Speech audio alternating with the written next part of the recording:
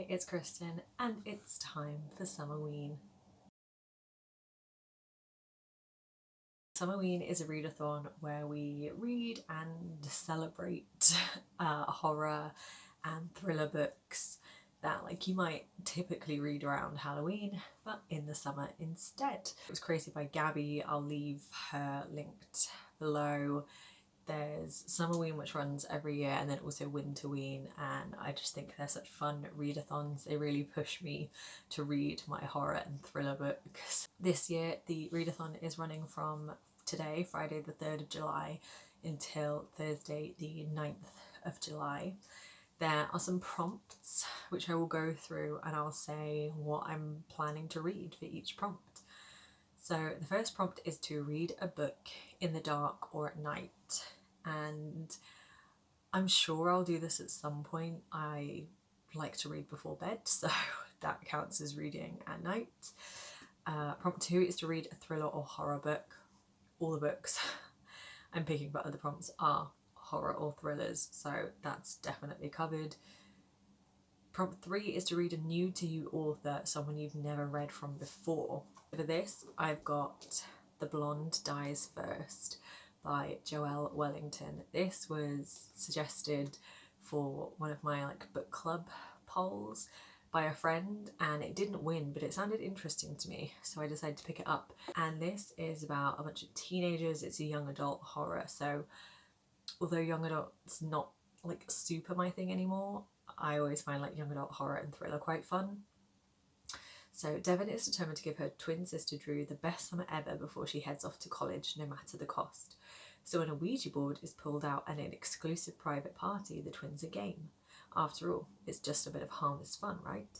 Wrong. A demon has been released from the board and is hell-bent on hunting down Devon, Drew and their friends. Now the group finds themselves living out a slasher movie plot, and everyone knows the blonde dies first. This sounded silly, funny, and I've never read from Joelle Wellington before. Prompt 4 is to read a book with pink on the cover. So I've got If I Tell by Jill Perdue. She's also an author I've not read from before, so this could count for that as well. This I think is going to be quite hard hitting. It's about a woman called Laura, who is her team's top interviewer and expert at finding the in with victims that help crack the case. Neve is her straight-talking partner who's noticing cracks in her mentor's careful facade, and Jenny is the 14-year-old assault victim found bloody and confused on a suburban street. They need answers and fast, but Jenny seems terrified to tell the truth, and as the pair try to reach her, Laura begins to lose herself in memories of her own shattering trauma, leading to a mistake that could have fatal consequences. This sounds very intense, but it's been sitting on my shelves for ages, so this feels like a good excuse to get to it, because it was one of the only horror thriller books I had that has any pink on the cover, so it's the one book that fits the prompt. Lastly, prompt 5 is to read a book with less than 250 pages. So for that, I'm going to pick up The Grown Up by Gillian Flynn. This is 67 pages, apparently. The font's also pretty big, so yeah, I'm going to be able to get through this quickly. This is about a young woman making a living faking it as a cut-price psychic. She makes a decent wage, mostly by telling people what they want to hear, but then she meets Susan Burke. Susan moved to the city a year ago with her husband and stepson. They live in a Victorian house called Carterhook Manor. Susan has become convinced that a malevolent spirit is inhabiting their home. The young woman doesn't believe in exorcism or the supernatural. However, when she enters the house for the first time, she begins to feel it too, as if the very house is watching her, waiting, biding its time. That sounds interesting. And yeah, I thought, so short, I might start with this one today, because then I can bash through it. I've read one Gillian Flynn before. I've read Gone Girl and I liked that, so hopefully this will be good and I can whiz through this, be off to a good start, and then crack on to the other books. I also have an audiobook which I think I might just have on the go during the week, because although 3 physical books is a lot for me to read in a week. I'm also going to be like out and about a fair amount throughout the week, like at work or like traveling to places, and I'm the only person in the office. I quite like to listen to a podcast or an audiobook to keep me entertained. And yeah, I'm going to be going a couple of places during the week, so for when I'm like walking on the bus, it's nice to have an audiobook. And so I have downloaded That's Not My Name by Megan Lally, who is also not an author I've read from before, so she would count in that prompt. And this is about a teen who wakes up on the side of a dirt road with no memory of how she got there or who she is. The police don't know where she came from until a frantic man arrives at the station. He's been searching for her for hours. He has her school ID and her birth certificate and even family photos. He is her father. Her name is Mary. Or so he says. When Lola slammed the car door and stormed off into the night, Drew thought they just needed some time to cool off. Except Lola disappeared. Now his friends, the sheriff, and the whole town are convinced Drew murdered his girlfriend. Forget proving his innocence, he needs to find her. The longer Lola is missing, the fewer leads there are to follow, and the more danger they are both in. That sounded really interesting. Again, I think it's YA, but like I said, YA, thriller, horror are quite fun to me. So my plan is to read this today, get off to a good start with the readathon, and then start That's Not My Name tomorrow on my run. And yeah, just continue listening to that throughout the week while I make my way through physical books. So those are my plans. I will let you know when I've read something. So yesterday I read the entirety of The Grown Up. I say the entirety as if it's big. It's like 67 pages. It was okay for like how long it was. So we had quite a conventional setup to it. It was alright. I was like interested in what was going on. The middle bit where our main character visits the house and meets the potentially creepy stepson and is like learning about what's going on, I thought was done very well, was quite atmospheric. I generally found parts quite creepy and unnerving and was like wanting to know what was going on, whether it was potentially supernatural or if it was just like the son is creepy. And then there was a twist which I actually genuinely didn't see coming, like it didn't occur to me, and I was like, oh, okay. And it was like being explained by another character, which in some regards I do appreciate, because whenever there's a twist which like turns the story on its head, I like knowing that it actually makes sense. So having a character going, when this thing happened, it was actually this, and when this thing happened, it was actually this. I'm glad we're getting explanation, but it felt a bit too over-explained. But then it is such a short story, so like we need to get the point across quickly. And then there was another twist, which sort of like backtracked on the first twist. And I just thought it could have worked in a slightly longer story if we'd had longer to sit with that first twist and like reckon with it and like recontextualize the first part of the book with that twist and then bring in the second twist. I feel like it would have had a stronger impact, because the second twist that sort of backtracked on the first twist happened so soon after that I was like, oh, a twist, oh, another twist, what? So yeah, I don't know that I loved the two twists back to back. And then there's another, it's not like another real twist, but it's another like way to view the story comes in, and character motivations shift quite quickly, which again in a shorter story I didn't feel like I'd quite got into the main character thinking one way and then quickly changing her thinking. And you sort of end up in a place where like you don't actually know what the truth is. Well written and atmospheric in some regards. I liked it, and then in other regards it just felt a bit like a whirlwind of a story which again makes sense for how short it is, but like I do actually wish this was slightly longer, just so we could sit with the twists and the character motivations a bit longer. But not bad by any means, and I'm glad I got going with this readathon, off to a good start, got a book off my TBR. So that was my first read, and that's under 250 pages, so ticks off that prompt. Then I decided not to start listening to the audiobook yet, and instead I listened to a podcast on my run because I was more in the mood for that. And I started physically reading The Blonde Dies First, which is the slashery YA.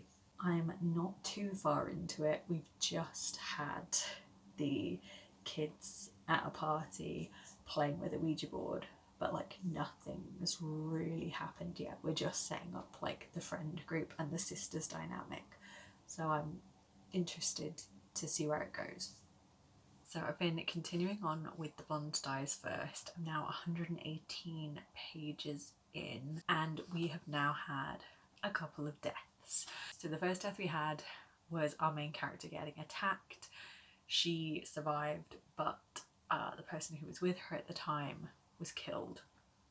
So our main character is the only person alive who saw exactly what happened, which was a shadow monster demon kind of thing attack and kill this other girl. But because our main character is the only one alive who saw what happened, no one believes her when she tells them the truth of what she saw, because why would they? They think she's just been through this very traumatic event, this very traumatic circumstance, and so she's maybe like making things up to like rationalize what happened, or because she has this trauma she's just like not thinking straight, and so she's like imagined this demon creature. But obviously that can't be what happened, because that sounds absolutely wild and demons aren't real. But of course, as the reader, we know that is what the main character went through. So it's frustrating for the main character because no one believes her, and it's frustrating as a reader because no one believes her. But we've just had the second attack, which was an attack against our main character Devon and a friend, but they both survived and a third person died. So now Devon has someone with her who's also had an experience with this shadow monster demon, and so now she has someone who will believe her, which is satisfying. I always find it frustrating in books when like no one's believing the main character, and I do get that, like, again, why would you believe her? The scenario sounds like unbelievable. This is set in the real world, so like demons, supernatural entities aren't real, or like these characters don't believe in them. So yeah, you would just be very concerned for your friend if they started talking about stuff like this. But now that we've got another character who knows what's going on to some degree, like we can like move further along with the plot. And I'm finding this interesting because like I have read slashers with like a supernatural twist to them before, but I've not read a slasher where like the person or the entity doing the slashing is the supernatural being. Like in the past I've read one where there was like time travel, waking up and like reliving an event that's already happened, but the person doing the killing was a person. Or I've read a book that involved like, yeah, some sort of supernatural death element to it, like sacrifices, curses to like some sort of supernatural power. But again, the killers were just people. So it's interesting to read a thriller slasher with a supernatural twist where, like, as far as I'm aware so far, the thing doing the killing is the supernatural entity. And I'm sort of assuming that there's going to be some sort of twist that, like, maybe someone's controlling it, or like someone brought it into this world intentionally, and we're going to get a reveal with that. I'm sort of hoping that happens, because otherwise it's I want to know the reason why this supernatural demon is going after these characters in particular. But I definitely think there's obviously some tie to the Ouija board scene we've had. And in the Ouija board scene, they were referencing like an old horror movie where they were like, oh, the blonde dies first, and they kill off a gay character to prove that like you can still kill off gay characters. You don't have to be like too woke about it. And the people who've died so far are a blonde girl and a gay character. So obviously there's tie-ins to the Ouija board scene through a demon, but also through that talk of horror tropes and that horror movie they were referencing. So I'm interested to see where it goes. I'm nearly halfway through, I think just over a third of the way through, so I'm just gonna like try and read a bunch more today. It's not wowing me so far, but I am hoping now that we've like had a couple of killings and characters are going to get more involved and believe our main character, that hopefully like the action's going to pick up and we're going to have more going on, more deaths. Yeah, hoping I get into it a bit more. So I will update you maybe when another person died. I've read quite a lot today since I last updated, over 100 pages, which makes me feel quite productive. It's nice weather, it's not too hot, so I've sat outside for a bit and read in the shade, in the sunshine. So that's been nice. But I've liked some of what I've read, and I've also been a bit like, let's move things along. So the group got together and have been trying to work out what is going on, and I always like those bits in horror films, TV series, books, where the group of people is like doing research, finding like experts, and are trying to like work out what exactly is going on, what the like situation is with like the killer or the supernatural force. I really like when their characters do like research and they like try and make plans and stuff. In horrors, but in like mysteries and thrillers generally as well, I always really enjoy that point in a story. So that was like cool. But then I was sort of just waiting for another attack to happen, which like makes sense because like the characters are waiting for another attack to happen, and obviously like you need like peaks and dips in like the pacing of a story so that it's not all just like one tone, one note.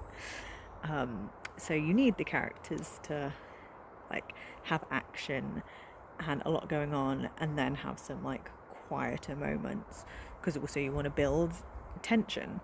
So I get that point was then to build tension and to make the characters and us as readers go, when's the next attack happening? How is it going to happen? What is going to occur? Who's next?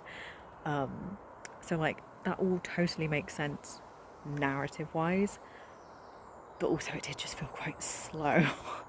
Those few chapters where like nothing really was happening. And I do feel like we've had some repetitive conversations. But I guess also it's building the relationships between the characters, and I do think like the cast of characters, the friendship group, does feel quite distinct. Like they all definitely have their own personalities and qualities, which does make them like distinctive from each other. But I think my main problem with the love interest, Yaya, who she's not so much a love interest as of yet because there's like no noted reciprocal feelings. We just know the main character has a crush on her. But my problem with Yaya is that like she just seems really nice. She seems like a lovely, nice character. They all talk about her as like the glue that holds the friendship group together, and she's always like trying to keep the peace, so like she does have those characteristics. But she's not necessarily like an interesting character other than just being like really nice. I don't get like much else from her. That sounds like really shit because I'm like, wow, a nice person, how boring. But I feel like the other characters like have a bit more about them and feel a bit stronger individually, whether they're like likable or not, because I don't find Drew, who is Devon's twin sister, particularly likable, or like Gail is quite annoying as a character as well, but they do both feel like very distinctive, and I get like a strong sense of who they are as characters, whereas Yaya is just like seems perfectly lovely but like doesn't have a lot else going on, so she feels like the weakest character in this cast of characters, which is a bit of a shame because she is like who our main character is supposed to have a crush on, and so I guess we're supposed to find her very appealing, but like I don't really get a sense of like who she is. I mean, she did just have quite a cool character moment in terms of like being brave and standing up for her friends, so like maybe she'll, I don't know, come out of herself a bit more now. My only other issue with this book, and this is not actually an issue with the book itself, it's an issue with me as an adult woman reading a young adult book, is that like any of the kids like doing drugs, going out to clubs, like doing stuff that like kids should not do because they're all 17, it just worries me. I'm like, why are you at a club? Why have you got fake ID? Why are you going in talking to like older men when you are a child? And I mean, those things are called out. Like the friends of Malachi are like, you're 17, this man is like in his 20s, like that's not chill. So at least they see that, but like, my god, it stresses me out. This is why I don't read a ton of YA anymore, because I just feel too old for it, and I am now like siding with the parents when they're like, you can't do this, you should be grounded. But anyway, I'm like nearing the end. I'm like just over 100 pages from the end, so I'm thinking I'll probably finish it tomorrow. might still like read some more today, but I don't think I'm gonna get the whole thing read because it is the evening. I will update you, I don't know, when something big happens again, or maybe just when I'm done. So I finished reading The Blonde Eyes First by Joelle Wellington, and I had fun with this one. Wasn't the best book I've ever read, but for like a young adult horror with a slight mystery element, it was like a good time. I liked the aspects where they were talking about like the tropes of horror and like the sort of archetypal characters and like what role each person played in like a horror narrative. And that kind of discussion, I really like discussion of media. It was very like Scream-esque, and I really enjoyed that aspect. I did actually quite like the love confession between Devon and Yaya, even though I was saying like Yaya was one of the less interesting characters to me. I did grow to like her a bit more, and I thought their confessing their feelings for each other was actually very sweet, and I liked that aspect of things. The things I didn't love about it were the final like twist, although it was like a twist for the characters because they hadn't like considered that necessarily like someone was behind it. They were just like, demon, it's the demon that we summoned with the Ouija board. So for them it was a twist, but it was something that I was like expecting the whole way through. And because the cast of characters as a whole throughout the book isn't huge, that did sort of narrow down like who I was suspecting of stuff. And so yeah, that final twist wasn't really a twist to me as a reader. So it wasn't like shocking or anything. Also, some of the action moments in here, the way that they're written, like when they're facing up to the demon and fighting and stuff, I couldn't picture it very well.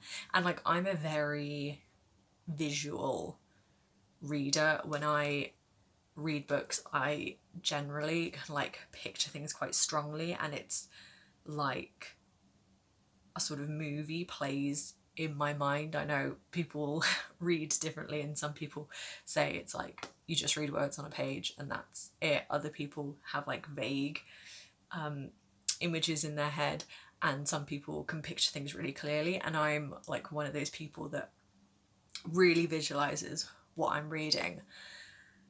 But with the fight sequences, there was an element of like, oh, this person got knocked down and I jumped over their body and then I hit the demon, and I was just a bit like,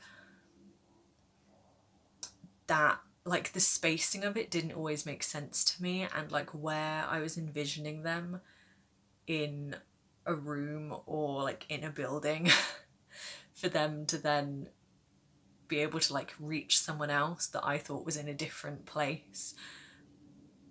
Yeah, or like them being able to swipe out and hit someone who I thought was further away from them, or it's described as like the demons on like this place on the stairs, but then they like run up the stairs, so I'm like, were you further down or did you just like just run past this demon? So some of the action sequences I don't think was super clear, but like maybe that's just me like visualizing things incorrectly, but had an issue with the action sequences in a way that like I haven't had an issue with in other books. Like some books I think do action sequences really well, and others it's difficult to describe fighting, especially if you can like visualize it in your head and then you're trying to like write out what your internal thoughts are that make sense to you. It's sometimes difficult to describe it. So that was like a slight issue I had, but I'm glad I read this now for Summerween because it is set during the summer and I think you definitely get those summer vibes. They're on holiday, they're trying to have like the best summer ever before the sister graduates early, and so it is very like summer block party fun vibes. So I'm glad I read this now. On to the next book. So yesterday I started listening to That's Not My Name on audio. We've got like a couple of different narratives that we're following. We've got a missing girl who can't remember anything about herself but is found on like the side of the road. Man comes into the police station, goes, "That's my daughter," and she ends up like going with him after a couple of checks from the police, but this man gives them like ID and like proof that this is his child and says that her name is Mary, and so she goes off with him. But we've already started getting some sense that like something is up because he gives her food that she has an allergic reaction to, and he like forgot that she was allergic to something.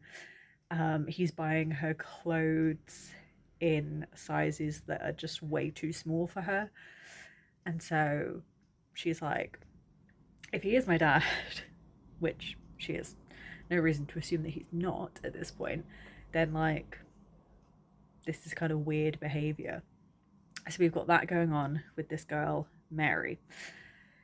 Then we have another storyline of this young teenage boy who his girlfriend Lola has gone missing, and he was like the last person who saw her, and so a lot of people think that he had something to do with her disappearance, but he is trying to work out what actually happened, and he has like a lot of guilt surrounding her disappearance. And so I feel like it makes sense, and we're supposed to think that Mary is actually Lola, this girl who's gone missing. And part of me thinks that absolutely makes sense. We've got these two narratives and they're going to come together. But then I also slightly wonder if that's not going to be the case. And like Lola is a girl who went missing, potentially killed, something happened to her. And then Mary is just like another girl who is a victim, like maybe of the same guy. So the stories are still connected, but like whether we're supposed to think Mary is Lola, if it's going to be like she's not, but she is in danger in the same way that Lola was, perhaps. Because I feel like there's got to be something else going on, like some sort of twist or like, yeah, something not so just obvious. And I am intrigued so far. Like I do want to know if I'm right, and just like generally what's going on, but I'm not super invested. It's like an okay book so far. I'm about 40% of the way through, so I'm thinking now maybe things are gonna ramp up because yeah, Mary started to think some things are strange, and the boyfriend of Lola is now like teaming up with some of her friends to go like, actually we're gonna work out what is going on. So I'm hoping now this means we'll get like more action, some answers, some investigation, which is always like my favorite part of mysteries is when characters like take a really proactive like take charge of investigating and are very like much looking into things and researching and trying to work out what's going on. So I'm at work now. I've got the office to myself for the afternoon, so I'm gonna put on the audiobook and like I reckon I could probably finish it today actually because I listened yesterday and got through it quite speedily. So, um, yeah, I'm going to do a bunch of tasks that don't take too much concentration, like a lot of photocopying, a lot of organizing files. So I think I can lock into this audiobook. Finished That's Not My Name by Megan Lally. I don't want to give away too much because there are twists, but I didn't love it. I feel like we get through to like 40% of the way in before the twist for the main character happens of like, this man's not actually your dad, which, like, is that supposed to be a twist? Because I feel like from the synopsis that's what you expect, so it doesn't really feel like a twist to us. And then there is a twist later in the book, but that also, like, it is a twist, but it sort of didn't feel like a twist because it was a bit expected. I think it was just like a very fine, average young adult thriller. I think if I was a lot younger and this was like one of the first YA thrillers that I'd read, I would have enjoyed it a lot more. But as someone who's read a lot of like young adult and adult thrillers, it was just very mid to me. And I wouldn't say that I wouldn't read Megan Lally again. I think I would give her another try, maybe. But I'm in no rush to pick up her books. Because, like I said, I was intrigued throughout, but I never got invested. And, like, I want to be invested in the characters, in the mystery, finding out what's going on. And yeah, I just never really felt that way. So yeah, That's Not My Name. Not the best. So I'm about 50 pages in. So far, we've been introduced to our main characters, Laura and Jenny, and Neve so far is a bit more of a side character. And we have the setup of Laura interviewing Jenny, trying to find out what has happened. Obviously, some big trauma, and that's like all we've had so far, considering we're 50 pages in. And that's not to be like, I wish she'd just spill her trauma already and say what's going on, because I know, obviously, how difficult that is for victims sometimes to talk about what's happened to them. So I'm not by any means trying to be like, this 14-year-old just needs to talk about what's happened already. But it does make this quite a slow read, and it's also just quite intense so far, especially the parts that are in Jenny's head. I'm reading this because it's the only like horror or thriller I have on my shelves that fits the something pink on the cover prompt, but I also don't know that this is actually the best book to be finishing off this readathon with, because I'm not gonna whiz through it by any means, because it's, yeah, very slow going, very intense, and like I think deserves to be read with like care, you know. So yeah, not a lot's happened so far. I'm going to continue on. I don't think I'll finish it by the end of the readathon because I've just got today and I'm only 50 pages in. So I actually ended up switching to the audiobook of If I Tell because I just like was making really slow progress reading it physically, and it just felt like very intense, and Also, it's been such hot weather here, like we're in another heat wave, and whenever it's really hot, my concentration just like goes, and I find it really difficult to focus. So I thought doing it on audio, I could like potter around the house, get stuff done, but still be like engaging with the story, because I didn't want to just stop reading and like waste the last day of Summerween. We are now technically out of Summerween.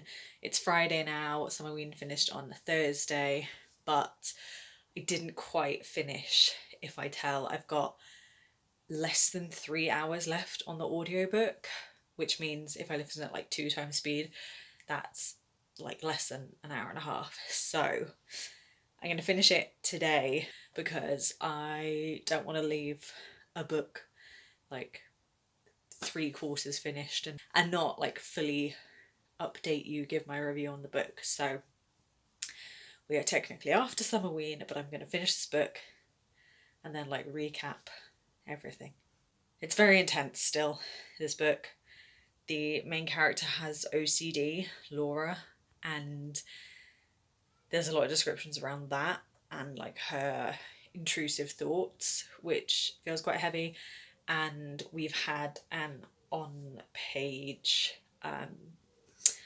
rape scene, so that was also very intense. And obviously the whole story is about like abuse and trauma, so it is a really heavy read. It's not the best like woo Summerween kind of thing. It's like interesting, it's well written, but yeah, maybe not the best book for a readathon, to be honest. So I'm going to finish it and I'll, yeah, give her a recap of my Summerween once I'm done. So it's time to wrap things up for Summerween. I finished reading If I Tell by Jill Perdue, and like I was saying, I switched to the audiobook because it was just like very intense and I just wasn't focusing on it and getting through it when I was reading it physically. Also, I needed to use up my remaining like Spotify audiobook hours before they reset, so I thought might as well try this on audio. And I liked the audiobook. There were 3 different narrators for each character and they all had Irish accents, which I always feel like if a character has an accent, then hearing someone with that accent narrating it always makes me feel like more immersed with the character than if I was just reading it myself. I really feel like the accent helps me like get into the dialect, the word choices a bit more. So yeah, the audiobook was good. The story was, I don't necessarily want to say like good or bad. It was incredibly important feeling. It was very impactful. It was just like not a fun time. This book was originally published as The Interview, which makes so much sense to me because most of this book is Laura and Neve interviewing Jenny about what's happened and trying to get answers out of her about her circumstances and what may have happened to her stepdad. And then like within the interview we also get like the characters' internal thoughts, and so we get like backstory about them.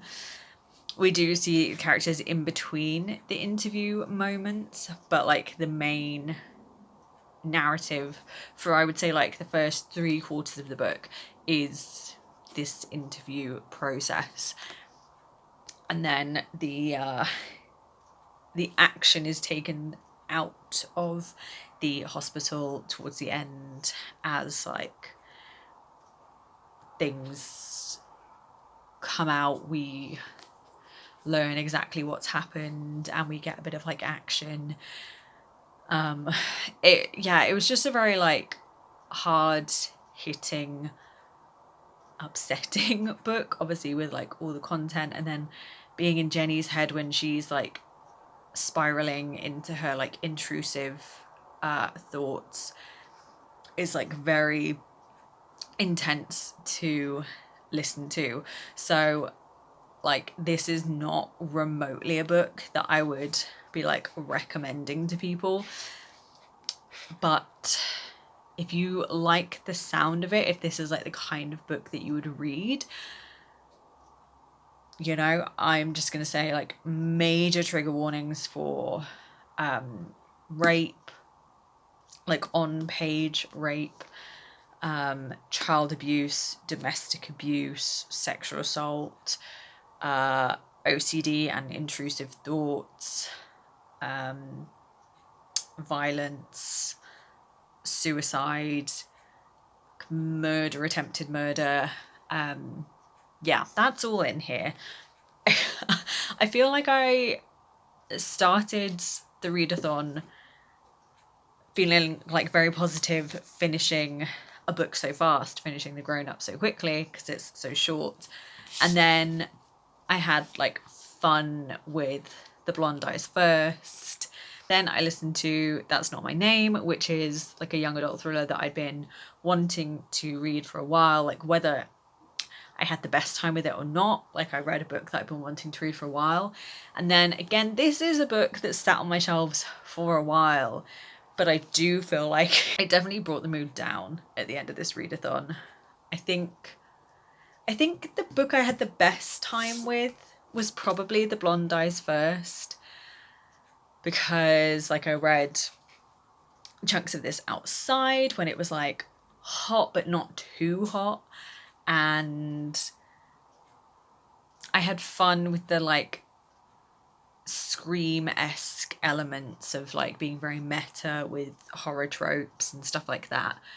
And yeah, it was, although it dealt with murder and like gentrification and some quite serious topics, the characters were quite like bantery, so it had like a fairly light-hearted tone throughout, or any moments that got like deeper and more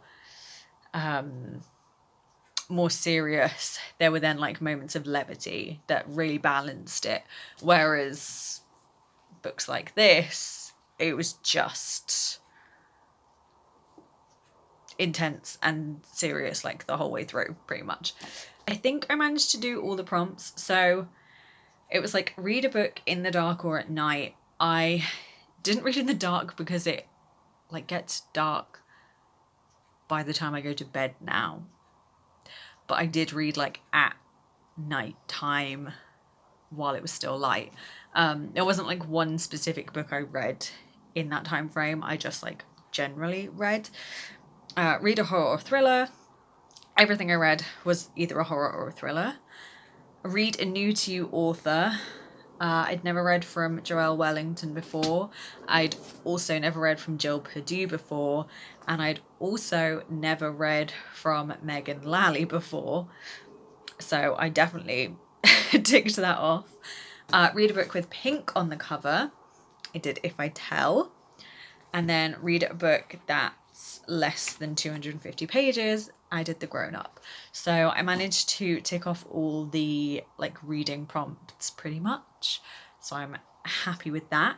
4 books in a week is very good for me. Yes, 2 of them were on audio, and so that's how I got through so many books, and one was only like 70 pages. But like I'm happy with that, because normally I'd read like a book in a week, and this has got 2 books off my TBR physically. And I read this, which my friend recommended, or like said that she wanted to read, so now I can like tell her what I thought. And yeah, that other audiobook, That's Not My Name, is one that I like almost bought several times and didn't, and then did it on audio instead. and like I'm glad I got to it because I've been wanting to read it, but I'm also glad I did it on audio and I didn't buy it, because while it was like an interesting premise, interesting story, it's not a young adult thriller that I feel like I need to own. So that has like satisfied my curiosity with that book. I've read it, I don't need to own it. It was all right. So successful Summerween in that I read 4 books. Not so successful in that I rated them all like 3 stars. They were all just quite, I don't want to say like mid. I'm not mad I read them. I don't feel like I've wasted my time reading them. I was entertained or intrigued at different points to varying degrees throughout all of them, but I don't think any of them are necessarily gonna like stick with me or be ones that I like recommend to people or talk about. A quantitatively successful Summerween, but not a qualitatively successful Summerween. But yes, I think if I were to recommend one of these books for like Summerween vibes, it would be The Blonde Eyes First. As I said when I read it, it has the most like summer vibes. It's set in the summer. It's got that like sticky city feel to it. It's about like spending a last summer with your friends. So yeah, this for like summer horror vibes, this is the one to go for out of the books I read, I would say. So that is it for my Summerween vlog. Have you read any of the books that I read for Summerween? Do you have any like really good summer horror recommendations? I think I said before, my favorite like summer horror vibe is very much like camp slasher.